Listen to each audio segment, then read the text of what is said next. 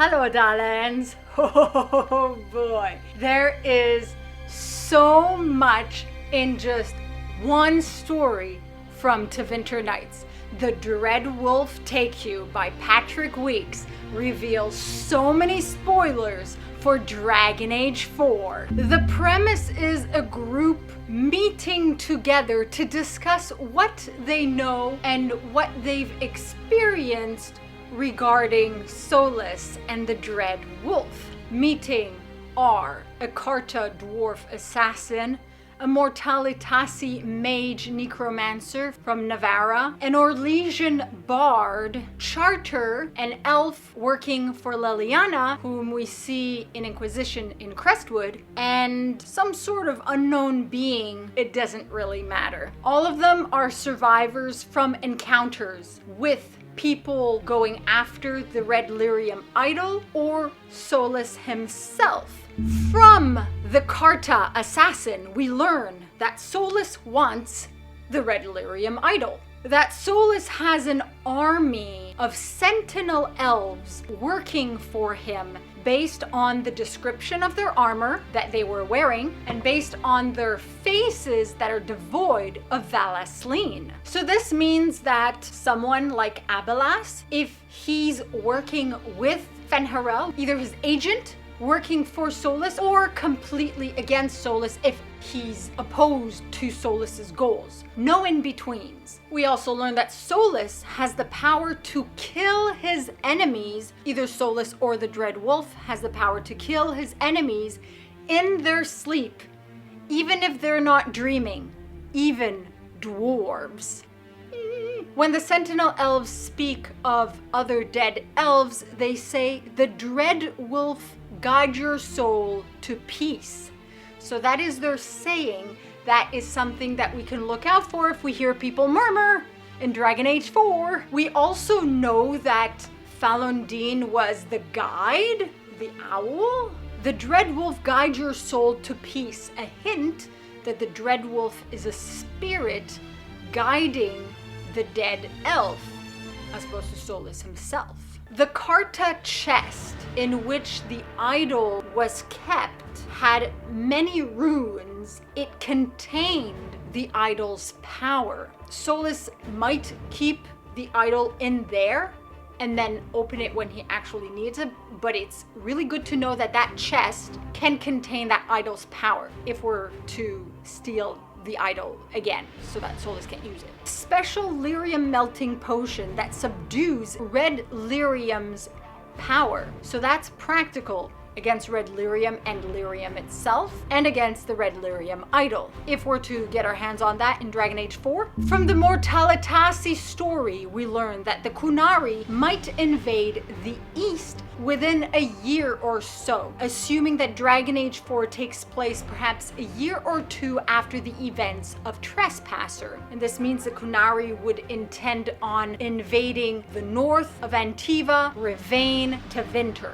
The Red Lyrium Idol shows, depending how you look at it, two lovers embracing or a god mourning her sacrifice. Some see both, however they look at it. The idol, combined with blood magic and with an arcane spirit ritual, can become a weapon, a blade, a spirit blade. And the Mortalitasi felt as though all the Mortalitasi, they were the blood within a body. Lyrium is blood. Maybe the Necropolis isn't a Titan. With this ritual, the Fade shook as though awakening a great spirit, and where the Black City was, a booming roar, like a dragon's roar, or the roar of many dragons. The Dread Wolf seems to be a separate entity from Soulless, a split form, perhaps, or a pet demon. Whatever the Dread Wolf actually is, did not want the ritual completed, claimed it would vandalize the Sea of Dreams, aka the Fade. Either it wants the Fade unharmed or it wants the Fade untouched from other mages, other rituals, because it doesn't want Soulless's ritual to be disrupted. The Dread Wolf has 6 eyes like a pride demon, is lupine like a wolf, and is the size of a high dragon. Well, we know what that looks like. The ritual would have destroyed, if concluded, all creation. This particular ritual, including the Fade, all creation, including spirits, which are creations as well. If someone else, worse, were to attempt something like this, it would destroy the Fade. Remembering my theories of maybe a being who would destroy the Fade potentially, and then Soulless would once again help us fight this new threat. It's a little far-fetched as a theory, but it's a possibility that the Fade could be destroyed. Soulless doesn't want that. He doesn't want the Fade destroyed. He wants the veil torn down. Simply. Because that's simple. Yeah, sure. The Dread Wolf called the idol my idol. Because the idol looks like a piece of armor, does it belong to the Dread Wolf? Does it belong to Soulless? Is it a piece from his former armor? Or is it because it dates back from ancient Arlathan, which would mean that the Blight-Tainted Titan became blighted before the Magisters and the first Blight, before the very original sin. It would mean that the Blight-Tainted Titan became tainted in the time of ancient Arlathan, perhaps by the Evernuris. This is very speculative, but it gives hints to the ancientry, the age of the idol itself. These mortalitasi can never again bind a spirit or demon, or they will be bound to the Dread Wolf. This might have been fluff by the mortalitasi mage telling the story, but it would be very interesting if it was accurate, if Soulless had the power to curse beings who do bindings, who bind spirits, thus corrupting them, because we saw in Inquisition how Soulless was very opposed to that. So perhaps anyone who would attempt such a binding would then be bound to Soulless. That would be quite interesting. The Mortalitasi mage claims that the ritual was interfering with what the Dread Wolf was already planning for the Fade, but what Soulless is doing in the Fade with the Fade is obviously very different to what the Mortalitasi were gonna do. You know, it could also be not the right place, not the right time, not the right artifacts, but if the ritual is already begun, another ritual would disrupt it. The Dread Wolf seems to exist primarily in the Fade, from what I understand, while Soulless is his waking form, if he is both, or he has an alliance with this demon/spirit. Soulless's own ritual involves the Fade, obviously, and he requires the idol for some purpose that is unknown. And he is aware of disruptions happening to the Fade, and his own ritual has already begun. So this is where it begins. Perhaps the Dread Wolf is what kills sleepers, even if they don't dream. But we know that Soulless walks the Fade, so he could be what's doing that. It could also be either some sort of spell within the Fade, or some sort of spell for people who are opposed to him when they fall into a deep sleep, but that's grasping more at straws. All mages feel the effects of Soulless's ritual already. The Fade itself feels different, altered, changing, and the mages, they tap into the Fade so they would feel it, obviously. From the Bard's story, we learn of the Sicari group of Tevinter who wanted to possess the idol to stop Soulless from acquiring it, to keep it safe. The Kunari, the Ben Hasrath, have that same goal. Soulless came through an illuvian and took the idol during an auction of artifacts held by none other than Xenon the Antiquarian. Soulless secretly attended that meeting because the Inquisition was involved. We also learn while Solas's ritual will destroy Thedas, Soulless claims that it will save the world. How can it save the world?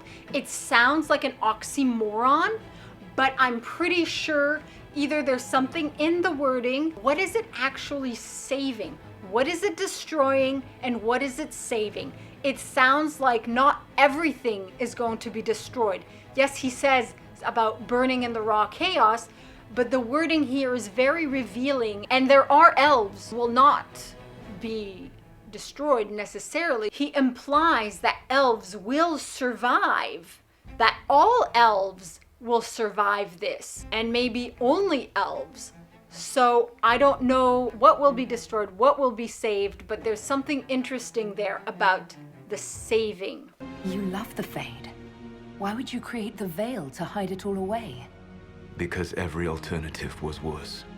Meaning? Had I not created the veil, the Avenurus would have destroyed the entire world. Soulless is aware that he is prideful, hot-headed, and foolish. Very foolish. Soulless asks Charter to tell the Inquisitor that he is sorry, and before saying this, his voice falters. Irabalas, Fanan.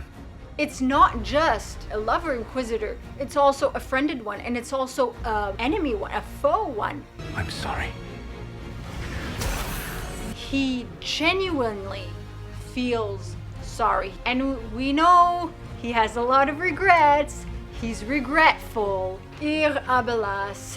This is revealing of Soulless, his personality, how he views himself. Prideful, hot-headed, foolish, doing what he must, sympathetic to elves, said that he was sorry. Doing what he must, what he thinks he must. He's sorry.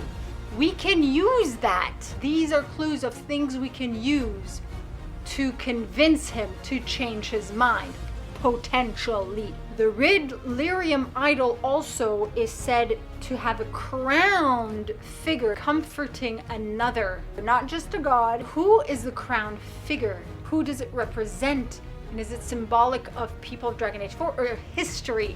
That more history that will be revealed. What we also learned from all this is that Soulless cares about the Inquisitor. No matter if the Inquisitor is his lover, his friend, his enemy. He cares about the Inquisitor. Charter says that there are people she cares for who will die, and that saddens her. And Soulless says that he too has people for whom he cares who would not survive. So maybe we change his mind. Okay, no, I can't have the people I care about dying.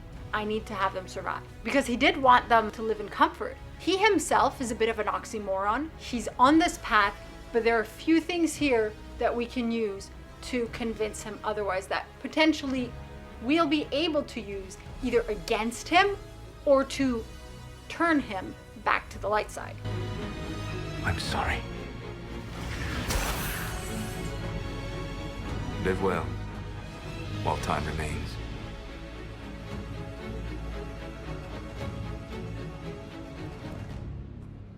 Let me know your thoughts in the comments below. As per usual, like this video if you like it, subscribe to be Rosie or Jimmy approved. Check out my book and my merch and links to playlists for videos such as this one. And I'll see you all soon with more Dragon Age lore and more revelations, more spoilers from Tevinter Nights. Masaranas.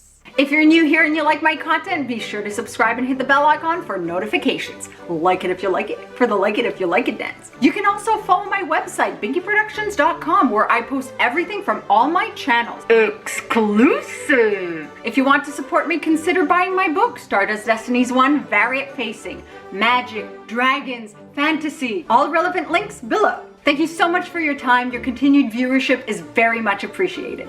Masaranas.